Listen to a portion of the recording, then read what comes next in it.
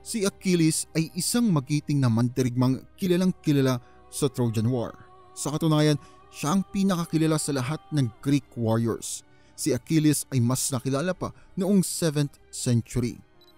Ang pangalang Achilles ay maaring nagmula sa salitang akos o achos, nangangahulugan na distress, pain, sorrow at grief. At Laos naman, ang ibig sabihin ay people, soldiers at nation. Doon nga nabuo ang salitang Aki-Laos, na ang ibig sabihin ay he who has the people distress, o hindi naman kaya ay he whose people have distress. Ang ilan naman sa mga manunulat ay sinasabing ang Laos ay nangangahulugang a corps of soldiers. Ibig sabihin, mayroong dalawang kahulugan ng pangalan ni Achilles. Ang ilan sa mga researcher ay naniniwalang ang Achilles ay isang loanword o isang hiram na salita mula sa pre-Greek language. Pero sino nga ba si Achilles? Ano nga ba ang kanyang papel sa Greek mythology? Halina't samahan niyo kong tuklasin ang kwento sa likod ng mitolohiyang ito. Si Thetis ay diyosa ng karagatan at nagustuhan ni Poseidon at ni Zeus. Alam naman ng lahat na hindi maganda ang kalalabasan kapag ang dalawang Diyos ay nagustuhan ng iisang Diyosa. Dahil dito, nagkaroon ng isang propesiya ng isang sea goddess nga ay makakapagluwal ng anak na lalaki na mas malakas sa kanyang ama. At sa sobrang lakas nito, kahit anong sandata na gamitin ay hindi siya tatablan. Dahil sa propesiya, naisip ng dalawang Diyos na hindi pwedeng magkaroon ng isang nilalang na mas malakas pa sa kanila. Kaya naman gumawa sila ng paraan para ito ay makapangasawa ng isang mortal. Dito nga nakilala ni Thetis ang mortal na hari na si Peleus at kanyang napangasawa. Pero hindi rin naman pipitsugin itong si Peleus dahil siya nga ang hari ng Myrmidons at ang Myrmidons ay matatapang at magagaling na mandirigma. Dahil sa normal na tao lamang nakabuntis kay Thetis, nag-alala ito sa pagiging mortal ng kanyang anak. Ginawa nito ang lahat para maging isang immortal ang kanyang anak na si Achilles. Ayon sa kwento, sinulong ni Thetis ang kanyang anak noong sanggol pa lamang at ginamot din kaagad ang sugat nito gamit ang isang ambrosial ointment. Matapos ito, nilubog naman niya ng patiwarik ang bata sa ilog ng Styx. May mga kwento na ang ilog na ito ay mayroong kakaibang kapangyarihan para ang nilalang ay maging isang immortal. Noong ang sanggol ay inilubog sa tubig, hawak nito ang sakong ng bata para ito ay hindi lumubog ng tuluyan. Kasi nga, kailangan may hawakan sa bata para hindi ito tuluyang mawala sa River of Styx. Dahil nga hindi nalubog ang sakong ng bata, tanging ang bahagi na ito ang nanatiling tao sa sanggol. Lumaki si Achilles sa Mount Pelion. Ang bundok na ito ay tirahan ng mga centaurs at isa nga sa mga centaurs na ito ay ang kilalang si Chiron. Si Chiron ang naging guro ni Achilles. Matapos turuan ng binata ng mga dapat malaman sa buhay at sanayin sa pakikipaglaban, bumalik na ito sa kanyang ama. Sa kanyang pagbabalik, nakilala niya naman sina Phoenix at Patroclus. Naging magkaibigan ng tatlo at pumasok sa Greek army. Nung 9 na taong gulang pa lamang si Achilles, isang seer ang nagkaroon ng prediksyon patungkol sa kamatayan ng bata.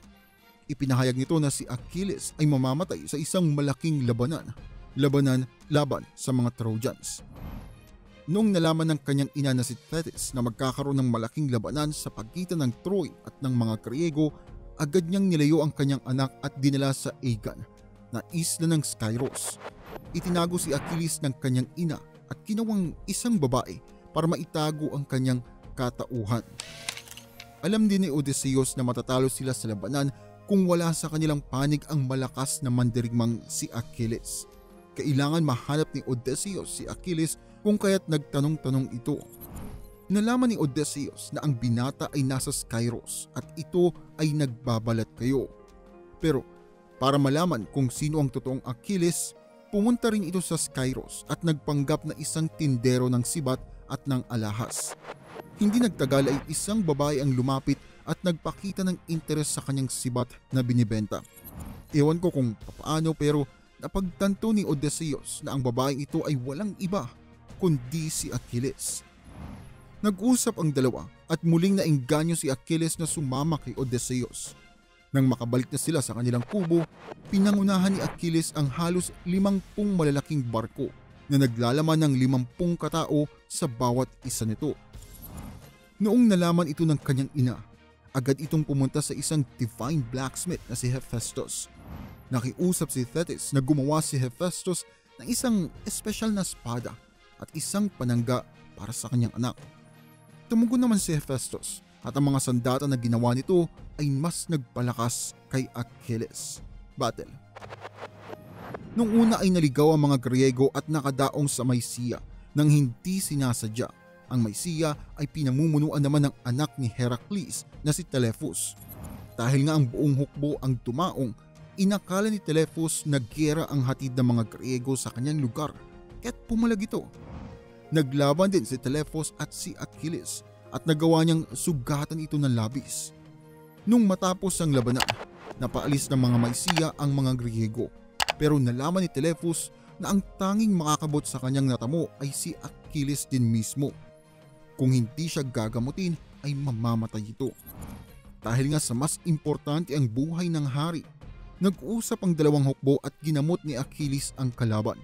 Kapalit ito ay ang pagtulong ng mga ito sa pagpunta sa Troy. Nung ang kanilang hukbo ay malapit na sa Troy, ang mga Griego ay dumaong muna sa isla ng Tenedos at doon ay napatay ni Achilles ang hari ng isla na si Tenes, na siya namang anak ni Apollo.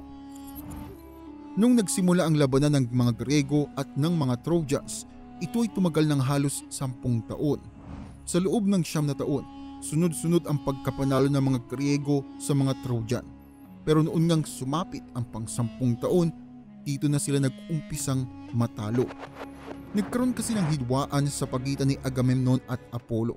You see, ang anak ni Apollo na si Chryseis ay binihag ni Agamemnon at ginawang asawa. Sinubukan itong ofera ng mga pari ni Apollo ng mga ginto at ng pilak para pakawalan si Chryseis, pero naging matigas ito. Kung kaya't napilitan magpadala ng sakit si Apollo sa hukbo ng mga Griego na siyang nagpahina sa kanila. Dahil nga sa pangyayari, napilitan si Agamemnon na ibigay si Chryseis kay Apollo. Siyempre dahil nawala na si Chryseis, naghanap ito ng panibago at nakita niya si Briseis, ang bihag ni Achilles at naging asawa. Dahil sa kinuha ni Agamemnon si Briseis, nagalit si Achilles dito at umatras sa labanan. Nung nawala si Achilles, dito na humina ng sobra mga Griego at dito na nga sila natalo noong ika-10 taon.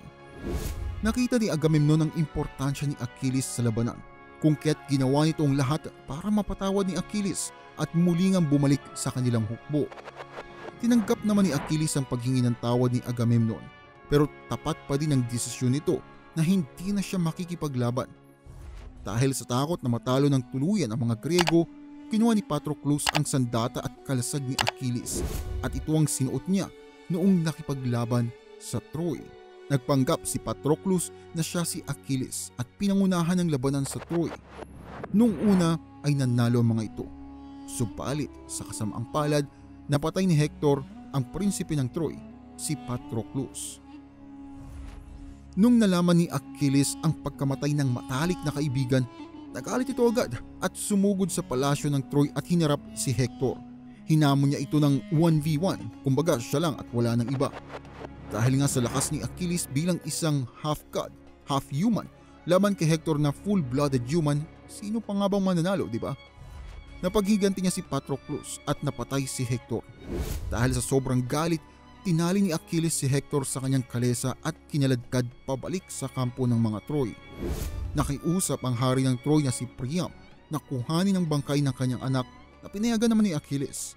Matapos ito, naganap na ang pamosong Trojan horse, kung saan nakapasok ang mga Griego sa Troy gamit ang kabayong gawa sa kahoy na kunwari ay peace offering nila. Dito rin nangyari ang katapusan ni Achilles, kung saan napana siya sa sakong ni Paris, ang kapatid naman ni Hector. Take note, ang sakong ang natiling tao sa kanya dahil ito nga ang hindi nalubog sa River of Styx, kumbaga fatal point niya yun. Kaya naman noong ito ay tinamaan ng pana, dito na nanghina ang malakas niya si Achilles at tuluyan ngang natalo sa labanan. Si Achilles ay matapang, tapat, mainitin ang ulo, matalino at isang magiting na mandirigma. Isa rin siyang arugante at mapagmataas given na alam niya sa sarili niya na siya ay malakas. Kahit sinong hari o sinong mataas sa tao ay hindi niya kinikilala bilang mataas na tao. Nakilala din ito sa kanyang labis na galit nung mapatay ni Hector ang kanyang kaibigan. Madalas ay makikita ito sa mga sinaunang base na nakaluhod habang ang isang pana ay nakatusok sa sakong nito, ang depeksyon nga ng kanyang kamatayan. Inilarawan din na ito ay isang matipuno at magandang lalaki. Makikita din ito sa ilang pang mga larawan na suot ang kanyang kalasag at dala ang kanyang mga sandata. Kadalasan, ipinapakita sa isang labanan at may hawak na isang sibat at isang panangga. Ang pinakasimbolo ni Achilles ay ang kanyang kalasag na ginamit niya noon nang makipaglaban kay Hector. Ang kanyang panangga ang sumisimbolo sa kalakasan at kung papaano niya naprotektahan ang kanyang katawan. Pero hindi nito naprotektahan ang bahagi ng kanyang kahinaan. Ang kahinaan nga ni Achilles ay kinilala bilang Achilles heel na naging katawagan para sa kahinaan nating mga tao. Kapag ito ay nasira, naputol o na-damage, hindi na ito mababalik sa dati. Hindi na makakalakad ang isang individual. Ipinakita ni Homer na kahit gaano kalakas ang isang tao at kahit gaano ito kagaling sa isang bagay, mayroon pa rin itong kahinaan. Isang kahinaan na magpapatumba at sisira sa buong pagkatao nito.